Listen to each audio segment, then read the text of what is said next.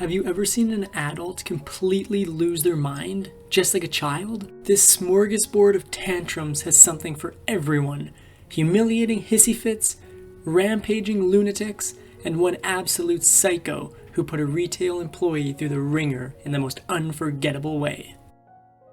I used to work at a movie theater. This story happened on Christmas Day, which is usually a busy day, even for a cinema. That afternoon, rows and rows of impatient moviegoers formed a seemingly endless line stretching out in front of me at the concession stand.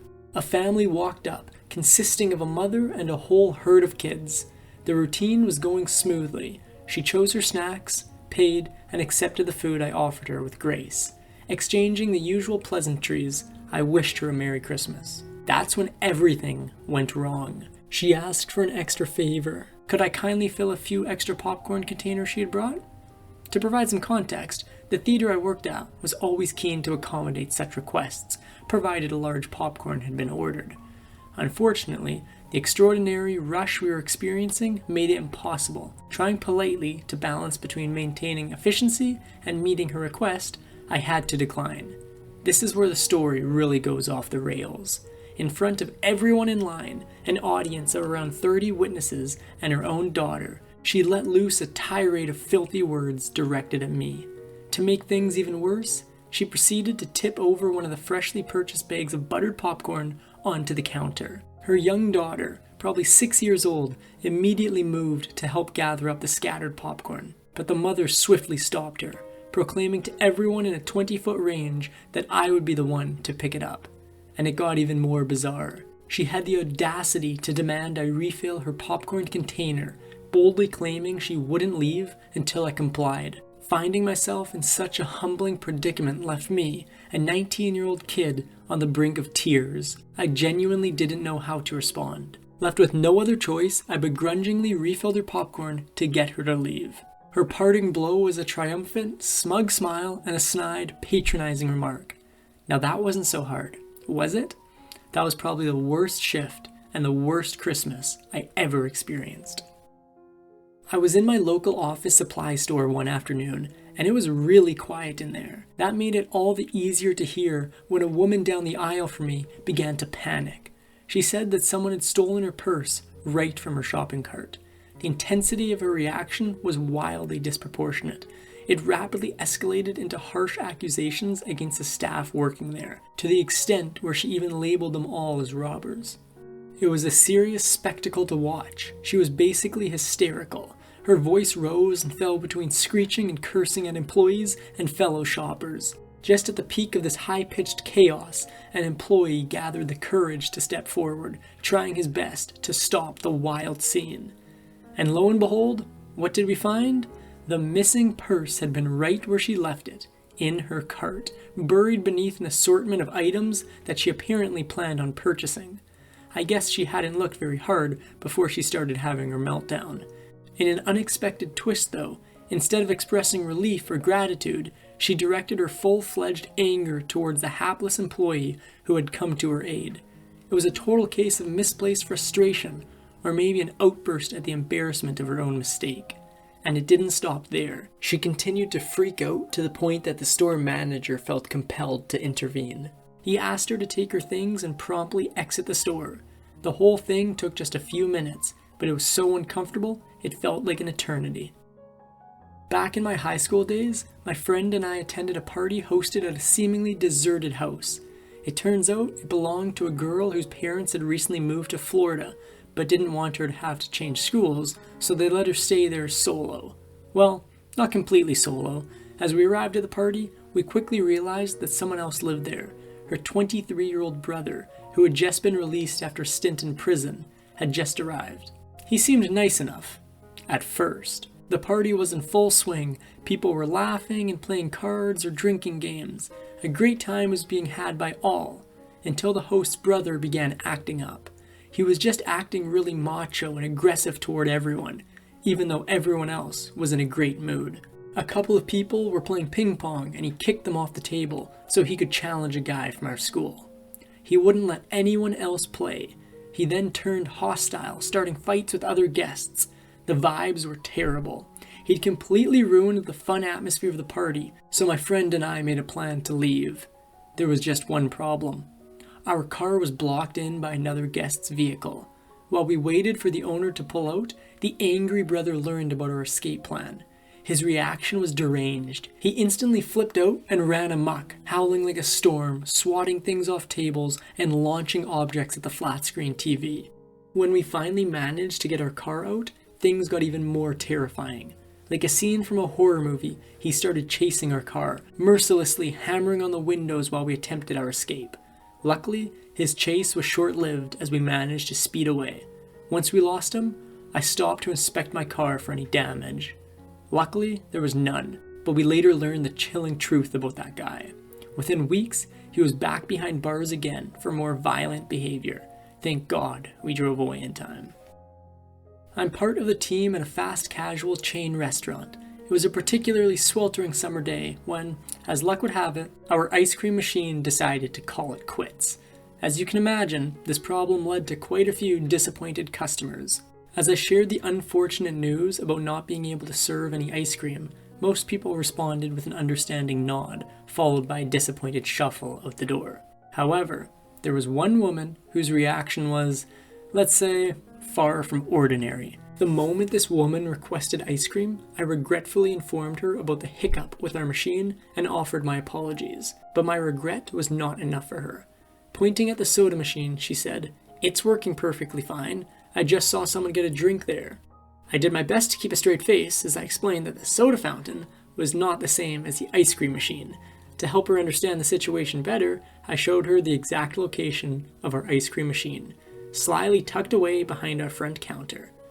What she did next was unforgettable. To my surprise, she made a mad dash toward it and yanked down on the lever. Within milliseconds, she was covered in wet, half-melted ice cream from head to toe.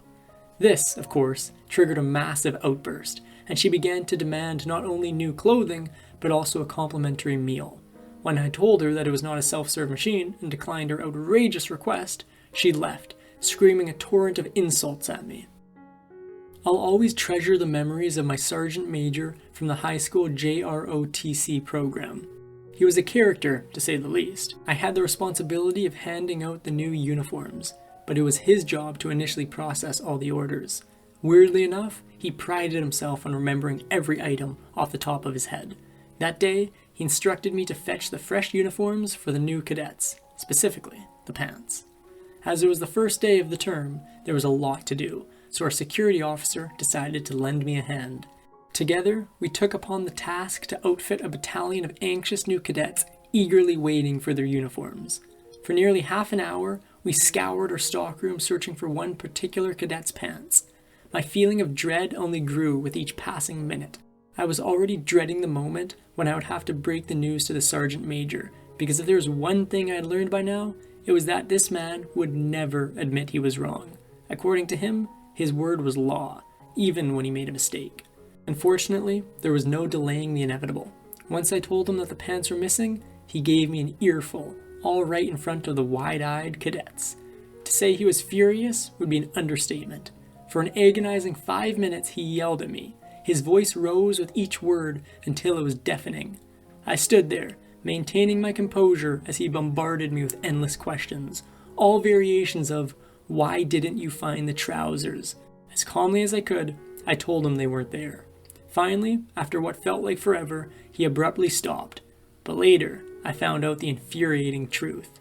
He was the one who had forgotten to place the order for the pants in the first place. The moment he stopped yelling was the moment he remembered he was at fault. My partner and I lived in a duplex where our neighbors were somewhat older than us, in their 40s to be exact. However, their lifestyle and behavior seemed to reflect those of teenagers more than people in their middle age. A good number of their nights were spent binge drinking and blasting music without giving a thought to the effect they were having on their neighbors. One particular night, their noisy antics escalated to a truly horrendous level. It was so loud that it left us with no choice but to call the cops. We only came to that decision after an incident where my partner, having politely requested that they turn down the volume, found himself at the receiving end of their yelling. Her fiery reaction ended with a sarcastic dare. She told him, "Go ahead and call the cops. I dare you. Challenge accepted. When the cops showed up, the couple was compelled to turn the music down. However, after they'd left, things got even worse. The neighbor decided to just intermittently crank up the volume of the music to its maximum, only to reduce it to a faint whisper moments later. But her mischief didn't end there. In those moments, when the music was muted, she would sprint along our shared wall. She'd beat it loudly while screaming and swearing at an incredible volume. She then cranked the music back up again, only to repeat the entire sequence of events over and over again. Her shrieking was so loud that it got other neighbors out on the street in their bathrobes. They were all wondering what the heck was going on. As a result, we found ourselves having to call the police once more.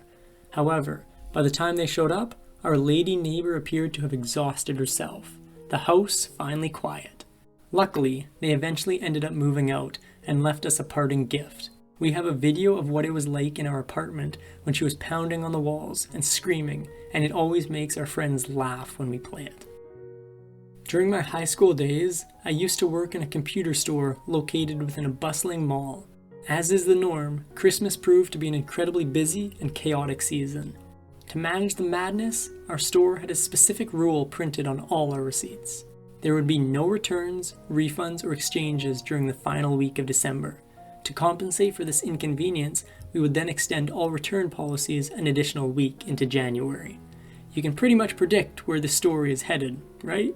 On December 26th, usually the year's busiest shopping day due to widespread sales, we had a customer walk in. Apparently, the poor guy had received 2 identical products as Christmas gifts and wanted to return one of them. That's quite reasonable if you ask me. He even had the gift receipt in hand, all ready and prepared. However, drama ensued when my colleague informed him about our store policy on returns and exchanges during this particular period. Let's just say that outraged would have been an understatement of his reaction. For a solid 5 minutes, our store resonated with his rant about us supposedly conning him and pilfering his money. Keep in mind, this was a gift he was talking about. Mindful of the crowd of shoppers within the store, he seemed to be driving himself into an over-the-top tantrum. I guess he thought it might pressure us into acquiescing to his demands, just so that he'd leave. In response to the furor, my manager emerged from his office, located at the back of the store. A colleague gave him the rundown of what was happening. The manager asked the raging customer if he desired an exchange or a refund. There was a noticeable easing of the customer's demeanor as he took a calm breath before responding, "Yes, I'd like a refund." What happened next made my manager a legend. With an air of finality, my manager replied, "Come back next week and we'll sort out your refund. But for now, if you finished your rude rant toward my employee, I suggest you leave the store right away." That's when things really turned chaotic. This led the customer to melt down even further. It was a full-blown freak-out. It reached a point where the mall security had to intervene, and as a result, he received a 6-month ban from the mall. As far as I know, he never came back for his refund. My mother has always had a propensity for letting her emotions run high when things don't go as she expects. However, the Thanksgiving incident of 2012 will forever be etched in my memory as the crowning moment of her theatrics. 2 weeks prior to Thanksgiving, I'd been trying to coordinate our plans, especially given the fact that her side of the family lived over an hour away. This often made it difficult to include them in our plans if there wasn't careful planning. Every time I would prompt her about the plans, though, the response was a curt and dismissive, "I haven't decided yet." Eventually, tired of the circling, I made the decision to celebrate Thanksgiving at my cousin Ricky's. That's when things got messy. Ricky, who had recently purchased his first ever home, decided to have a crack at hosting dinner, and had requested that everyone bring a dish to share. These plans were set in stone for a 3 p.m. gathering. Well, my mom had another idea. The night before Thanksgiving, my mother casually declared, "We're visiting your grandfather tomorrow at 2 p.m. You can come along with us." I told her about the plans I'd already made. She replied that Ricky should change his plans. I explained that it seemed unreasonable to expect him to do so, given that multiple people were involved and all had known about the timing well in advance. Her next suggestion was for me to join her family and then rush to Ricky's place. Once again, I tried explaining the logistical impossibility owing to the distance. I had to express my regrets for her plan and told her we'd meet up at her husband's mother's place in the evening. A cool silence followed. She was completely still for a moment, when, without any warning, she flew into a fit of anger.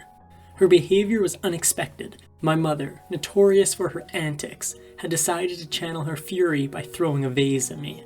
Her rant involved a rain of profanities, vehement accusations that I'd ruined her life, and her calling me as a selfish person. All this while, she continued to hurl whatever she found within her reach at me. Her fit didn't end there. She ran her fingers through her hair, tugging at it wildly, and then threw herself on the floor, flailing about like a child denied candy.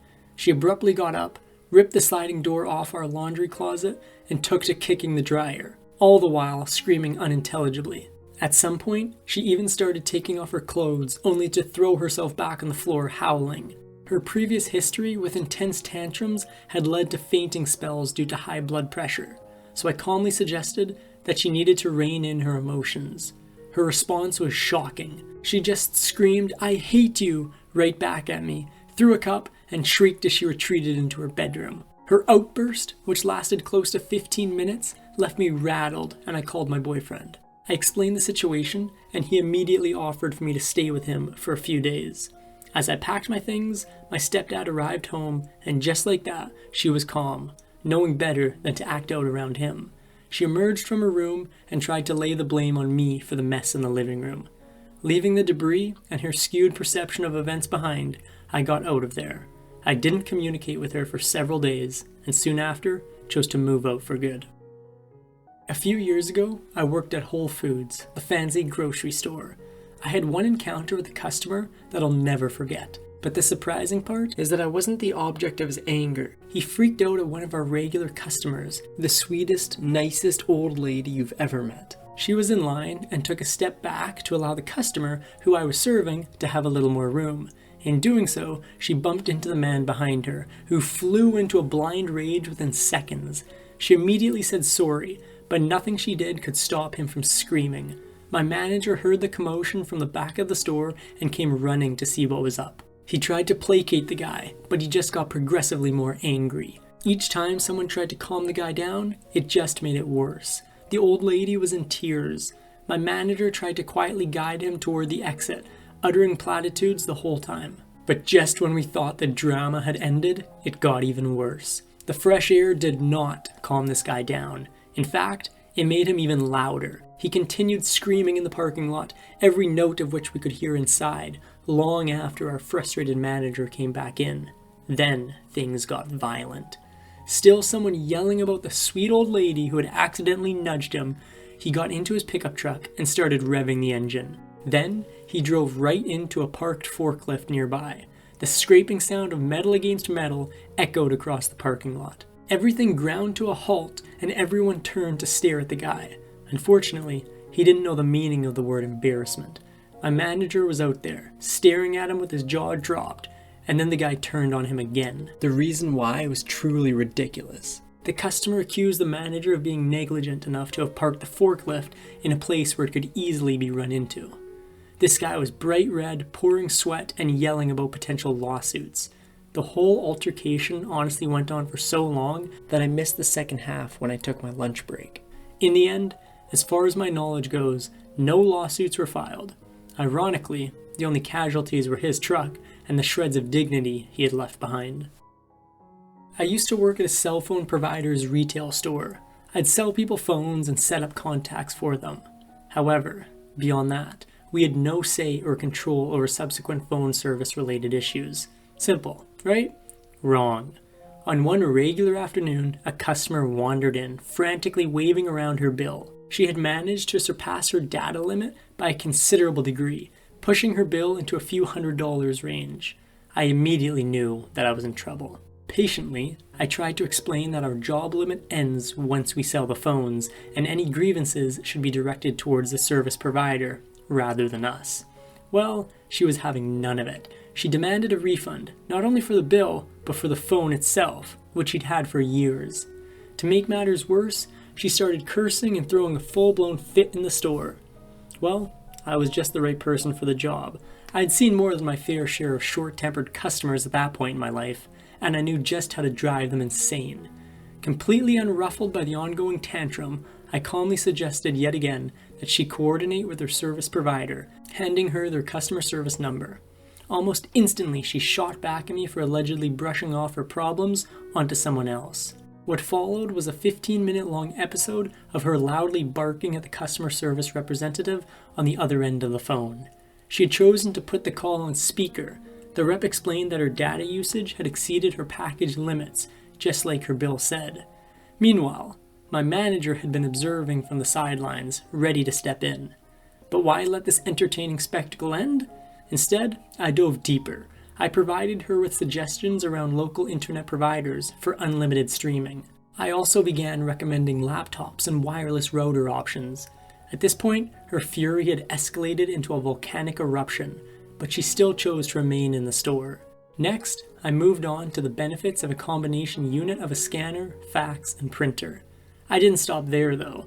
I topped it off with an explanation on the benefits of our extended warranty plan. She finally noticed that I entirely sidestepped her complaint, a realization that came much later than anticipated. Despite being visibly upset to the point of shaking and crying, she continued to rant, raising her voice every passing second. Finally, she asked to see my manager. This was the moment I decided to gracefully step back and hand the reins over. I had played my part. My manager walked up to the customer and with an assertive tone told her that no one will mistreat the staff under her watch. The woman was told to leave immediately or we'd call the cops. The customer stormed off, cell phone and massive data in hand. On my third day of work at a new job, this lady walked in and threw her phone at me. She screamed at everyone and even drove over a concrete barrier in the parking lot in her rage. Later, when I told the story to a friend, he turned white and revealed the twisted truth about her. He had worked retail in the same area and said that he'd dealt with her too. My boss had ultimately decided to ban her from the story, and that's how I learned we weren't the first. She'd also been banned from Walmart and a handful of other stories in the neighborhood. That is going to bring us to the end of Mortifying Adult Temper Tantrums. If you enjoyed the video, leave a like rating, subscribe for more, comment below, and we'll be back with a brand new video very soon.